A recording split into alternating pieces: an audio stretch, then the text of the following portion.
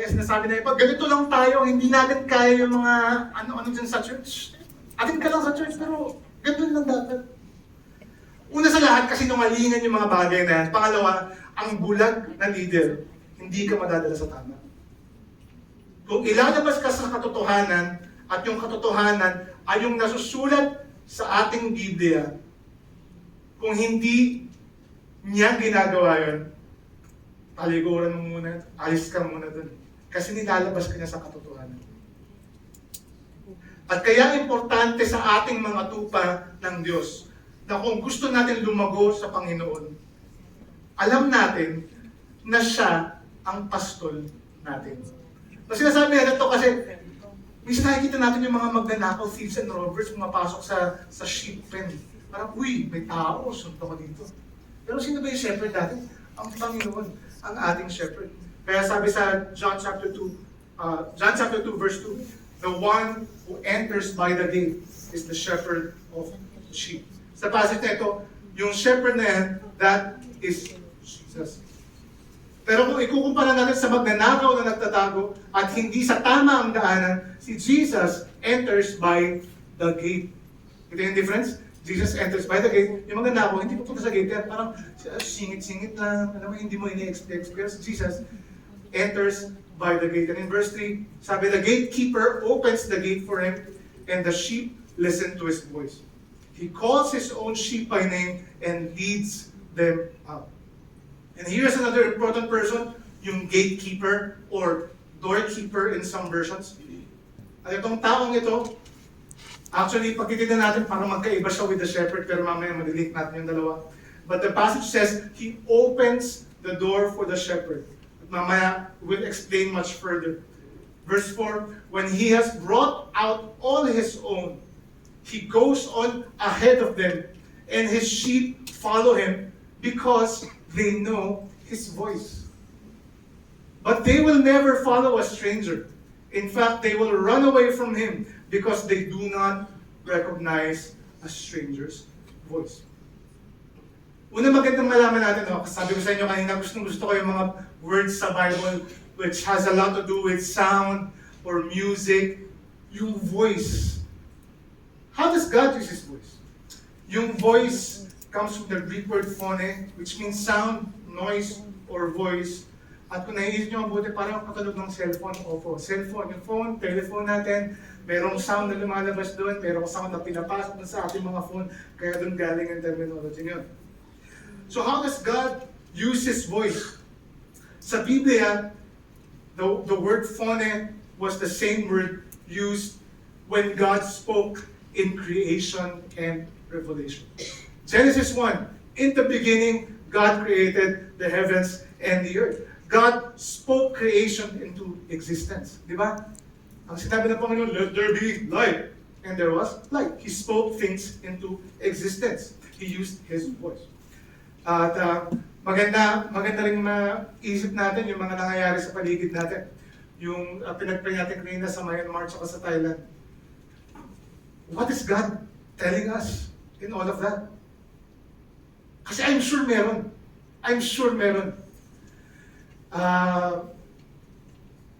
Sidebar lang ako. Kasi meron kaming church music conference sa Bangkok, first week of May. Na-connect ko lang yung dots recently. Pinag-pray namin sa this week kasi yung mga kasama ko sa faculty, they were feeling the spiritual battle sa Bangkok. Wednesday, we prayed about it. It was so heavy. Sabi nila, parang ayaw na natin ituloy ito. Parang ang bigat-bigat. And then, nangyari yung earthquake. So parang ako, there's something that's happening. May gustong ipaalam si Lord. Hindi ko alam kung ano yun. But it is true that God speaks in creation and revelation. God also speaks in the prophetic voice. In the Bible, yung mga prophets, Isaiah, Jeremiah, Nehemiah, God used all of the prophets to let the Israelites know what the Lord wants. The Bible, in the Bible, Christ directly used His voice. At pag si Christ ang nagsasalita, it's God who is speaking as well. And kung hindi natin alam, that's why sa mga Bible natin, kung meron kayong physical Bibles, red letter yung ibang Bible because it's God that's speaking. It's Jesus that is speaking. And God also speaks in hearing and obedience. So throughout Scripture, recognizing God's voice is linked to obedience and relationship. Now, pwede natin ilagay yung mga sarili natin sa idea nga. Nandito kayo sa church, you just heard God's voice. Naniniwala ba kayo doon? You heard God's voice. Nagpuri tayo kanina, pumunta tayo kanina, mag-pray pa tayo mamaya, bukas, meron kayong devotional. God speaks there. And when God says in His Word, not to lie, or to help someone, or to not be equally yoked with unbelievers, that is God's voice in the Bible. But here's a question. That's how God uses His voice. How do we know His voice? How do we know His voice? Imagine nyo, meron kayong kaibigan, salita siya ng salita. Dami na sinabi, pero ikaw hindi ka nakikinig. Ang tawag dun, di ba, dysfunctional relationship yun. Parang, nandito ka lang, hindi ka nakikinig, dami na sinabi. Ano sabi mo? Pero parang wala kang kaitas-itas. How do we know the Lord's voice? Naniniwala ba tayo na nagsasalita pa rin ang Diyos? Naniniwala ba tayo? Amen. Gawin pa natin mas intimate. Hindi lang boses, no? Mga tunog. Tunog sa paligid natin. Nung bata ako, hindi ko makakalimutan. Yung tunog ng lakad ng father ko compared sa lakad ng mother ko. Kasi yung father ko mas mabigat. So, narinig ko yung lakad. So, pag may nagawa ako kalakuan sa bahay, tapos narinig ko yung footsteps ng papa ko, nanginginig na ako sa takot, mapaluin na ako. Pero pag yung mama ko narinig ko yung footsteps, I like lang, okay na si mama lang yan. Mag-aal lang kami niyan. Okay lang, ganito naman yan. Alam mo, meron differences, di ba? At paano nalaman yung difference? Close kayo eh. Intimate kayo eh. Isa pang hindi lang basta boses, tunog.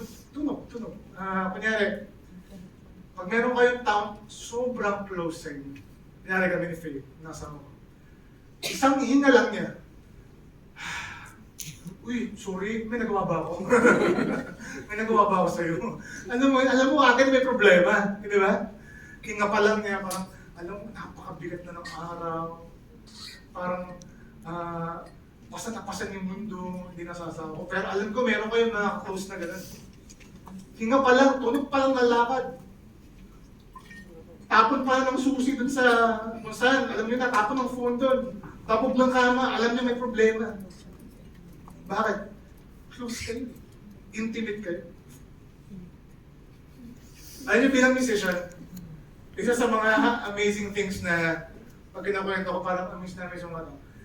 Pag may tumutugtog ng piano, tapos nasa kabilang kwarto ako, tapos naririnig ko yung piano na tumutugtog. Alam ko kung sino yun, tumutugtog ng piano, kahit na hindi ko siya nakikita. Kasi meron silang, how the piano works, muscle memory. So, develop yung muscle, dahil yung kamay natin may iba-ibang development ng muscle, ibig sabihin, iba-iba rin yung tipa natin sa piano. Kung mag-piano.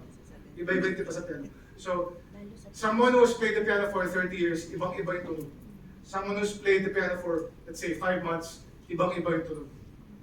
At every time, for example, kasi yung wife ko hindi musician, so every time ako pag yung pagtuturo ko sa SBC, tingnan mo to.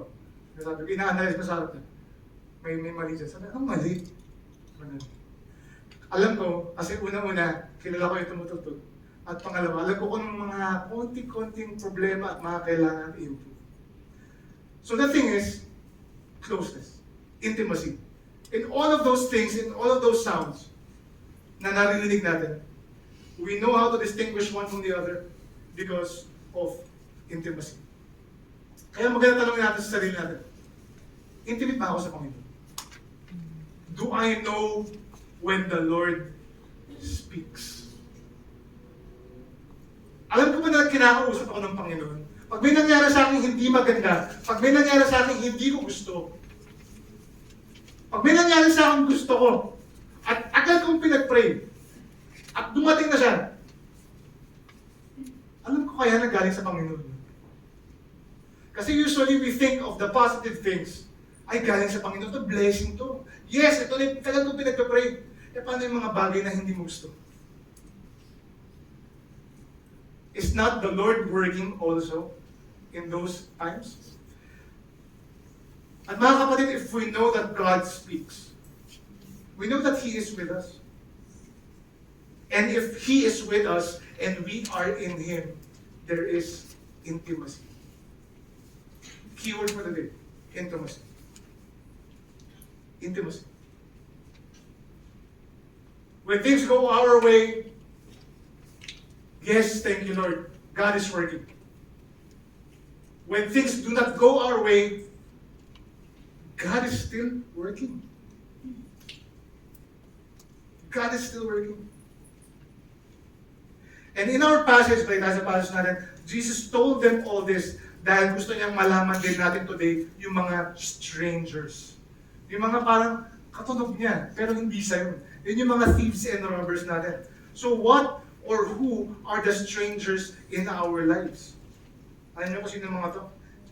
False preachers is one. Ingat tayo dyan, mga false preachers. Tanggapin niyo ang Panginoon. At bigyan niyo rin ako ng 1,000.